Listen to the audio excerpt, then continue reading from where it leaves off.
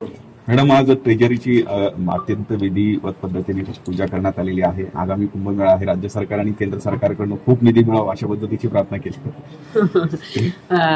सर्वात आधी सर्वांना माझ्यातर्फे आणि माझे परिवारातर्फे दिवाळीची खूप खूप शुभेच्छा आणि शुभ दीपावली. सगळ्यांची दीपावली खूप चांगली व्हावी हीच आमची आज आम्ही प्रार्थना केली.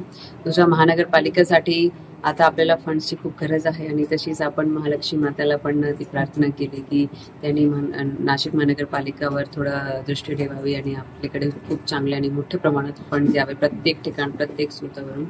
तर तीच आमची आज प्रार्थना होती.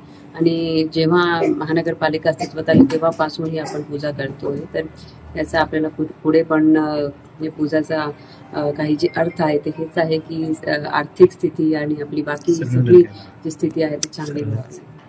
Okay, thank you.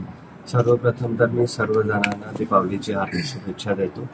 आणि वर्षानुवर्ष जे एक पारंपरिक पूजा जे असते इथे ट्रेजरीमध्ये ते आज संपन्न झाली.